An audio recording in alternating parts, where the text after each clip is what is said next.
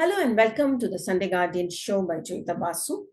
Viewers, today we are going to discuss a little bit about what's exactly going on in the US. I mean, sitting in India, to us, it seems, a country that we have, I would say, most of the free world and even the unfree world has held always in huge esteem and a lot of respect and has looked up as a beacon of freedom and hope and merit. Suddenly everything seems to be falling apart in that country. There is so much turmoil, and this turmoil, it's not just domestically, and that is impacting the foreign relations also.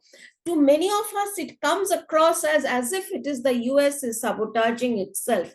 And what exactly is going on in the US? To discuss this and to explain exactly what is happening, I've got a very special guest, Michael Rubin, who is Senior Fellow at the American Enterprise Institute, who is also Director of Policy Analysis at the Middle East Forum. He previously worked in the Office of the Secretary of Defense and as a lecturer of history in the US, Israel, and Iraq. Welcome, Michael, to the show. Thanks for having me. So, what exactly is going on in the US? I mean, for us, every new day seems to be like a strange news coming from the US, and it's sometimes a little upsetting because you see, it is anyway impacting India's relationship with the US. Even otherwise, something strange seems to be happening. What's going on? Well, certainly it's exhausting, and certainly the United States isn't immune to the same sort of dynamics which have applied to Europe, have applied to even Nepal, in terms of younger people feeling disillusioned, as well as the tendency of social media or media that is directed. Let me put it this way. Sorry. Under President Eisenhower in the 1950s, all the Americans watched the same television shows, the same three television stations. And this continued up until we had the establishment of cable news, satellite news, and so forth. Now, the media is completely divergent, and we have no commonality, no common narrative that's being projected to the American public. Now, if we want to look at this more broadly, when it comes to institutions, what are the institutions that unite Americans anymore? In the past, you mentioned foreign policy. We still had a bipartisan foreign policy, whether a Democrat or Republican was in charge. In the past, people embraced academia, but now universities are seen as outliers and very partisan and very political. The same thing is true with the press. The most recent polls show that only about 8% of Americans trust the press. The Democrats don't trust the Republican press. The Republicans don't trust the Democratic press. And even so, even within one's own party, there's a lot of cynicism with regard to the party press. One of the biggest, really, tragedies of the first Trump administration was the politicization of the US military. That used to be an institution that across the spectrum, Americans respected. But Donald Trump's use of the military in his first term, in order to respond to the Black Lives Matter protests and so forth, and his activation of the National Guard during his second term, has made the military ground zero in this partisan fight about social issues and about, more generally in partisanship. So now we have in the United States a country with upwards of 300 million people who's basically united around absolutely nothing. And the question is whether there can be, how long that can continue, and whether the situation will become even worse, or whether there will be some tragedy. For example, as we saw on September 11th, 2001, that's actually going to cause Americans to take pause and unite with one another. Unfortunately, I don't see that coming on the horizon. Is Donald Trump proving to be a divisive figure? How divisive is he? I mean, Donald Trump is extremely divisive, but what's actually more worrying right now is Donald Trump seems to be mentally unstable. You know, I'm not trying to say this to make headlines, and I'm not trying to say this to be a polemic. I'm trying to say this actually rather objectively. Just like Joe Biden, rumors swirled around his senility, and his aides tried to cover it up, but on his first debate, it was impossible to cover up the dementia of Joe Biden. There is increasing rumors about Donald Trump's own dementia. And these rumors can be denied by journalists, but there's only so much you can deny when you trot the president out and he acts in a completely unhinged way.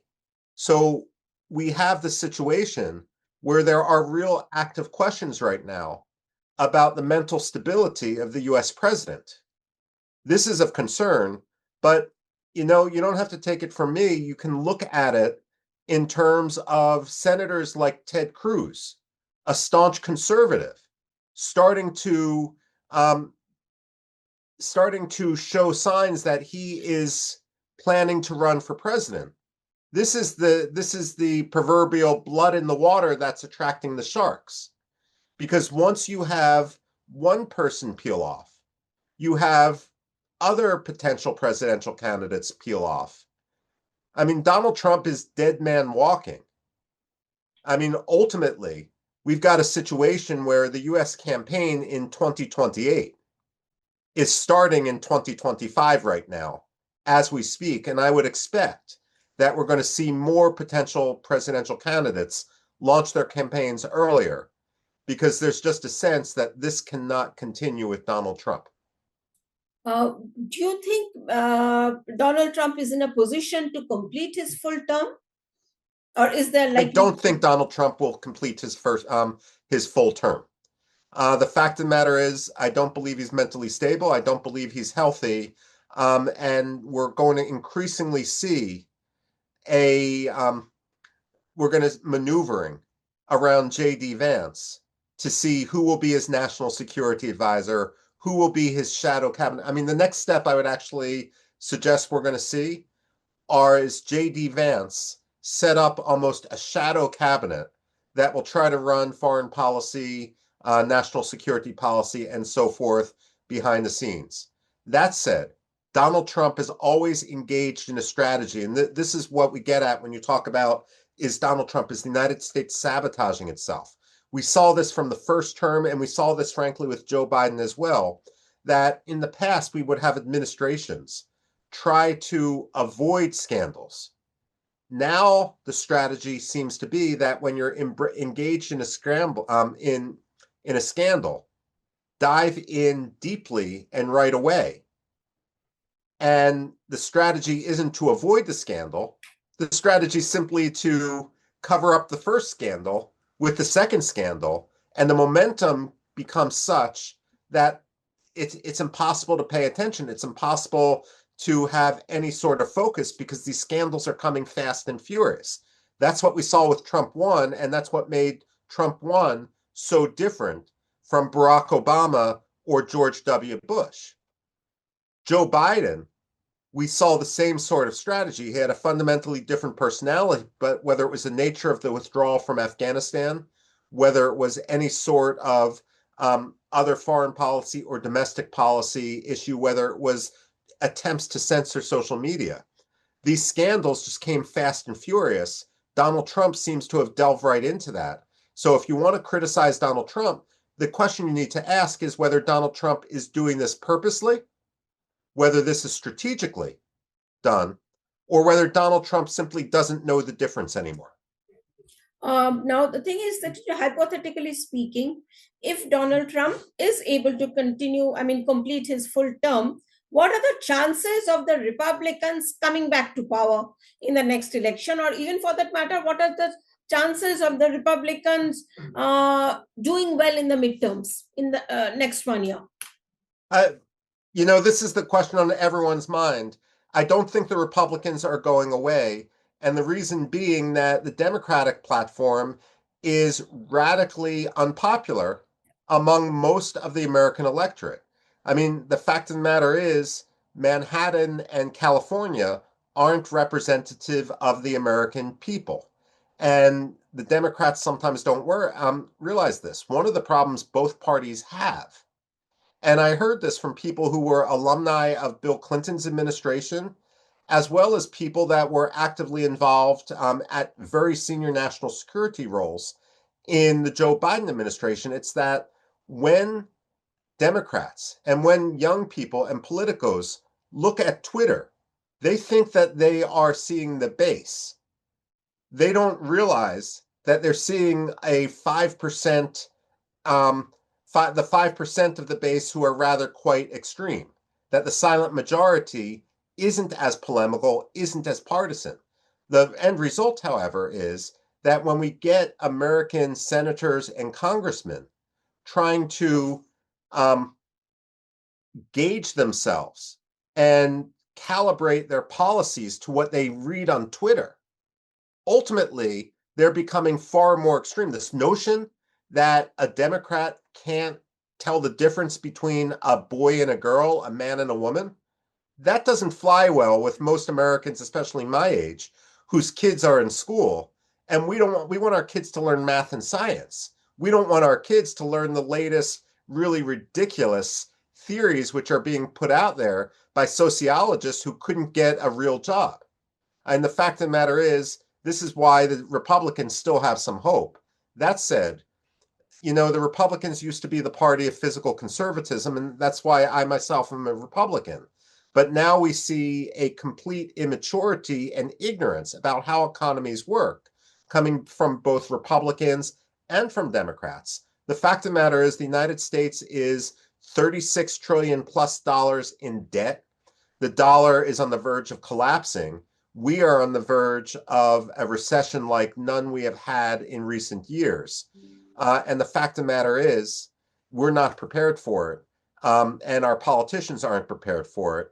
What I'm worried about, and this is the way I approach Donald Trump's so-called Doge, his efforts to slash the American bureaucracy. It needs to be done. I'd rather it be done with a scalpel rather than an axe. But the fact of the matter is, America is going to have to face this notion that it's going to have to undergo austerity, that it can't survive spending other people's money. And unfortunately, I think American politicians have failed in this, and American people, myself included, are only going to suffer the consequences and learn the hard way. Would you say that Donald Trump could have done with better advisors? I mean, the advisors, we see people like Stephen Miller, and then there's this gentleman called Peter Navarro.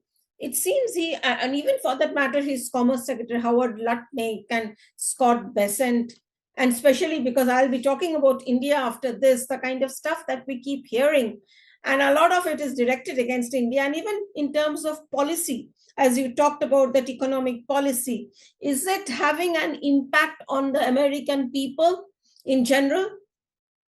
I mean, it's basically united the American people with a sense of disgust about the way politics are made. And the fact that Donald Trump has has weaponized the Department of Justice against his political adversaries has also led the so-called best and brightest to no longer necessarily want to go into government to put up with this nonsense. Now, I'm not blaming Joe Biden entirely, because frankly, Barack Obama and I'm not blaming Donald Trump entirely, because Barack Obama and Joe Biden also weaponized their judiciaries. The fact of the matter is, as the American English expression goes, the chicken comes home to roost. The fact of the matter is, we're paying the consequence for politicians trying to do things the easy way. What's really changed, however, is Donald Trump's willingness to use executive orders in order to implement his policies, and the sense that the Supreme Court is going to give him a carte blanche to do this. We're really seeing a stress test about whether the the American separation of powers and whether the American system and our institutions are strong enough to stand up to Donald Trump. And a lot of us are very, very worried about the future. I happen to believe that the insanity which we have had over the last 12 years, Donald Trump and Joe Biden both, are going to be washed out of the system as Americans look over the precipice, see that's not where they want to go, and reunite around the center. And so I would start actively looking at who the Democrats may be, who could be the next US president, who the Republicans could be, if we can get people that aren't in the Senate, which has become more populist, if we could get the Brian Kemps of Georgia and so forth out there, or the Shapiros, the Josh Shapiros of Pennsylvania.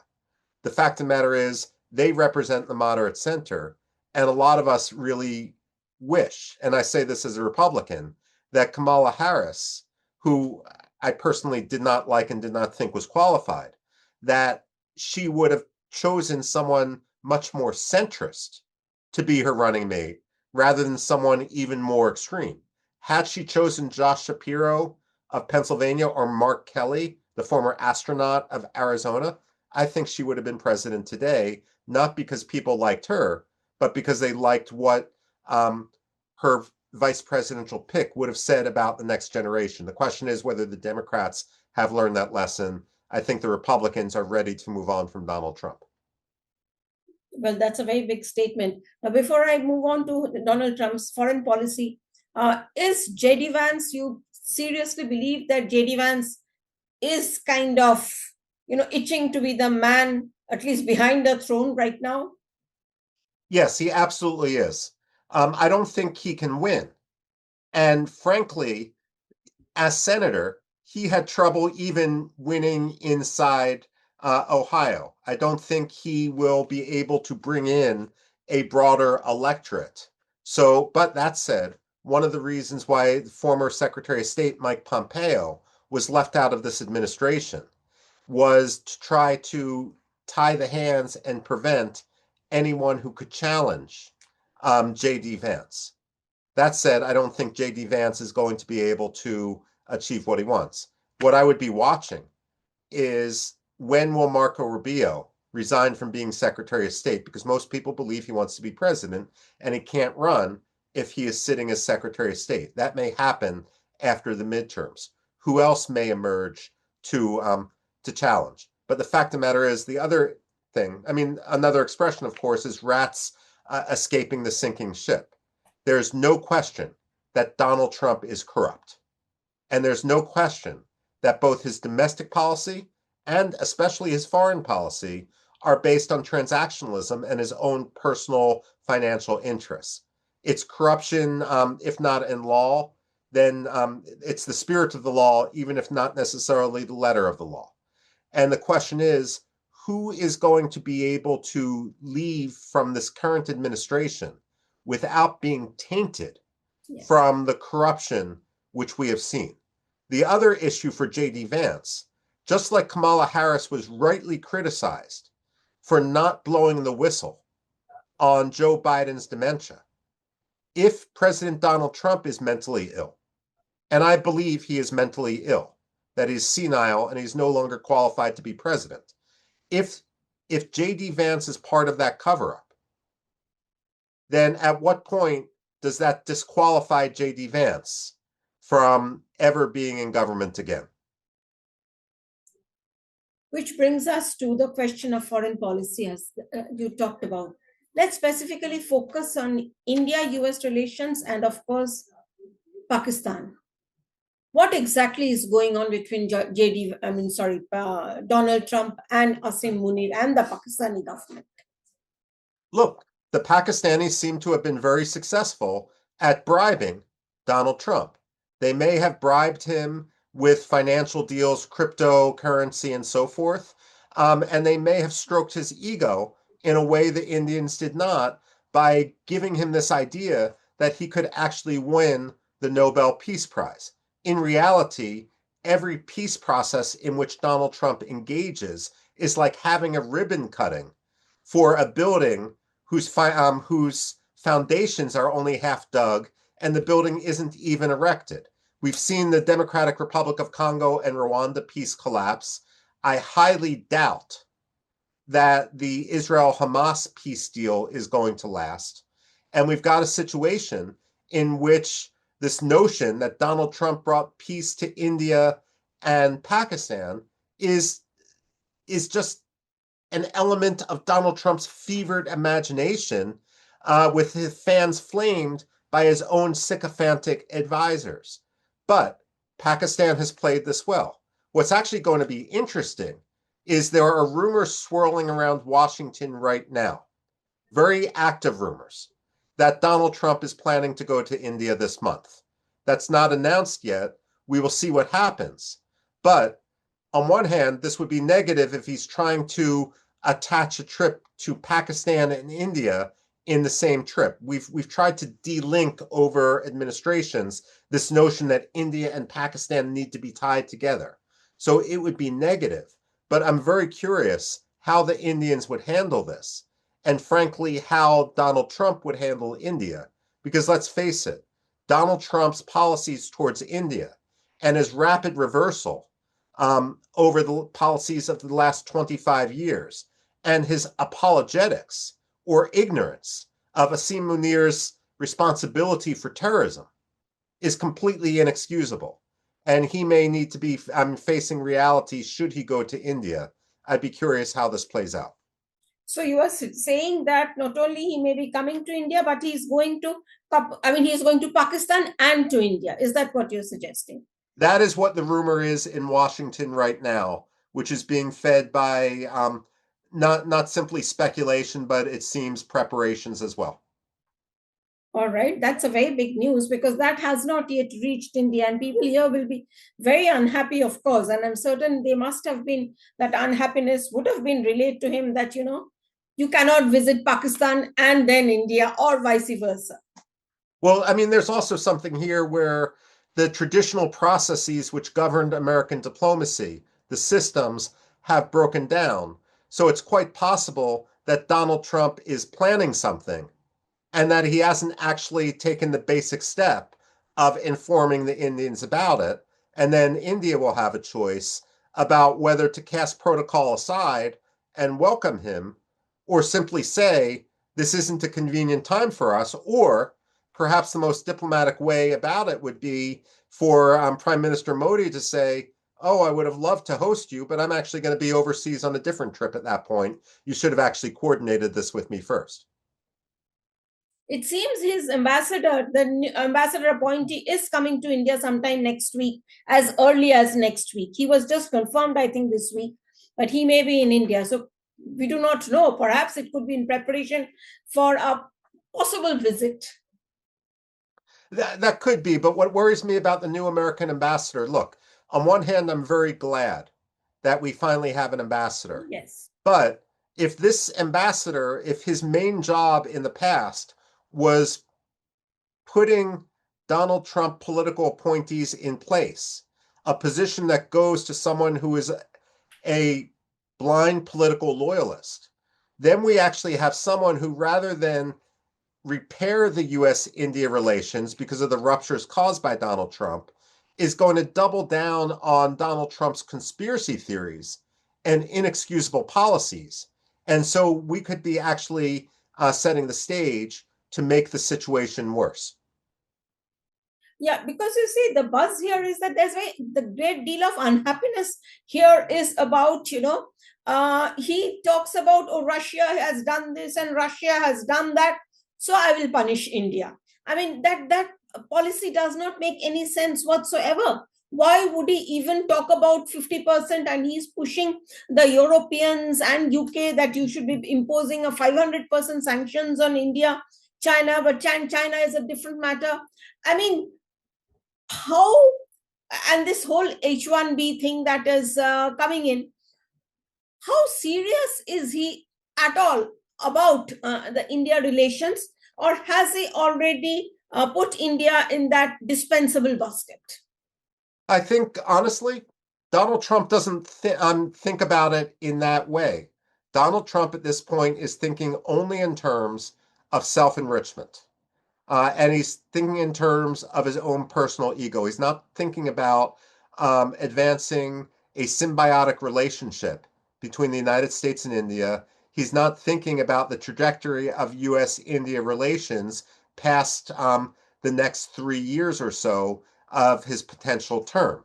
The fact of the matter is, he has sacrificed all the good work that was done by Democrats and Republicans and by multiple Indian premiers over the last 25 years to cash in a very brazen, bizarre, and just really gauche way. It really is a tragedy, and the only thing I could hope, as someone who truly believes in a strong US-India relationship, is that India sits tight and can tolerate this man for the next 2 or 3 years, so that whoever comes next, we can actually get our relations back on track. When you're talking about the Republicans, I mean, we keep hearing that Donald Trump's this H-1B policy against H-1B visa or whatever he is doing to India, the tariffs and all, it's very popular apparently with his MAGA base. Now, even if somebody else becomes president from the Republicans, what are the chances that that president is going to be willing to reverse all these steps taken, given that it is so popular amongst this Republican base? First of all, the MAGA base is increasingly shrinking in many ways, and it's fracturing. I believe that the next US president, whether Republican or Democrat, will actively reverse much of what Donald Trump has done. You know, one of the problems that Donald Trump has, and Barack Obama had this as well, is when you try to govern by executive orders, basically making an end run around the US Congress, making an end run against the difficulties of and the complexities of pushing a treaty through the US Senate. That's just as easy as it is to sign an executive order. It's just as easy to reverse one. It's not easy to reverse a treaty. When we go back to the Iran nuclear deal in 2015, one of the reasons why it was so easily reversible was then Secretary of State John Kerry refused to submit it to the Senate as a treaty. It became nothing more than a political agreement, and a political agreement isn't rooted in US law. The same thing is happening with Donald Trump's executive order. So I would expect the next president, certainly on the H-1B visa issue. Frankly, the United States gains much more from this than India, which is what frustrates me. I would expect to see that reversed. There are other issues involving immigration, especially across the US-Mexican border, that I would not expect to see reversed, because even mainstream Democrats don't want to see them reversed. Let me put it this way. If the excuse for immigration is that people are fleeing danger in their own country, let's say Honduras or Guatemala, as soon as they leave their own country into Mexico, then they have escaped that danger. So then why are they coming onward into the United States? That's one of the reasons why this doesn't hold sway. Then we also see what has happened on college campuses in the United States, especially with immigrants from the Middle East, who are promoting an anti-Semitism and promoting an Islamism and promoting an antipathy to the United States that strikes many Americans poorly. And so there's this notion in the United States that we should not be welcoming immigrants who don't adhere to our own Constitution or its values. There's nothing wrong with that. And look, this was the policy. I mean, what is now castigated as a far-right MAGA policy was embraced by people like Barack Obama and Bill Clinton back in their day. So we've seen a shifting and a radicalization of some elements of the American base.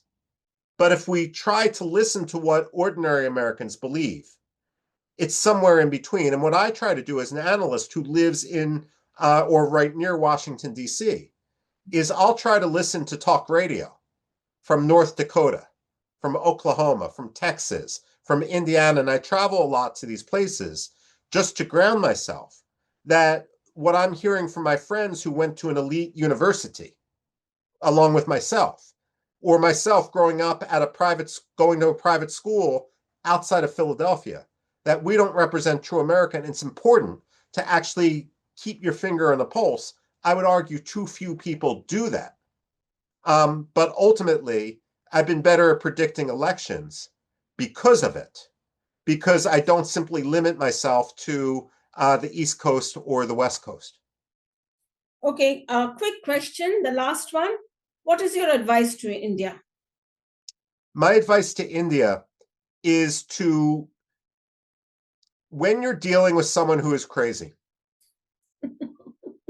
you don't indulge their craziness. At the same time, you don't provoke an irrational anger. That said, the ties between the United States and India are not simply based on Prime Minister Modi and whoever the President of the United States is at any given time. They're much stronger.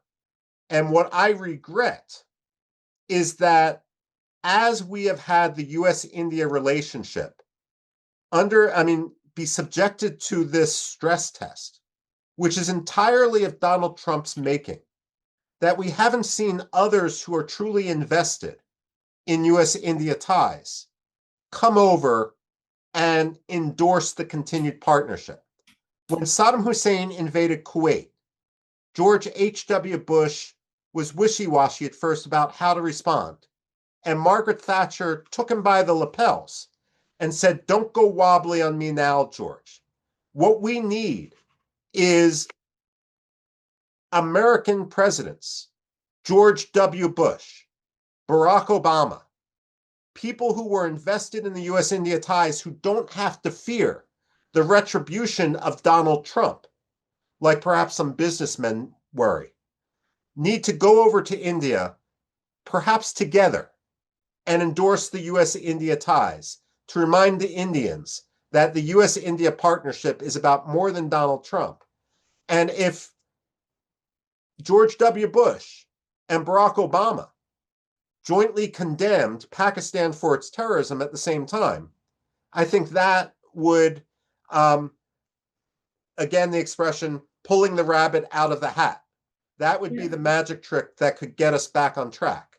But if we're relying on Donald Trump, the fact of the matter is, Donald Trump, I don't think, A, is long for this world, and B, is mentally well-grounded at this point. And those Americans who are telling the emperor that, rather than the emperor having no clothes, that are telling the emperor how wonderful he looks when he's stark naked to everyone who wants to look objectively. That, ultimately the people who are sycophants today are going to be foolish or appear foolish in the months and years to come. I don't think history will forgive the people who, for their own personal access or power, were willing to indulge Donald Trump. India, I think, just needs to sit this one out and do as little damage as possible, and recognize that US-Pakistan's renaissance is basically like a star going supernova before it dies. There's no way on any basis of fact that the United States can partner with Pakistan, because, put simply, it's a terror sponsor, it's a corrupt state, a kleptocracy, and it's heading headlong into state failure. The United States doesn't want to tie itself to a sinking ship. It wants to tie itself to India, and I think most Americans recognize that. Thank you. Thank you, Michael. That was tremendous plain speaking and sage advice. Thank you for being on the show. Thank you. Thank you, viewers, for watching. Until the next time.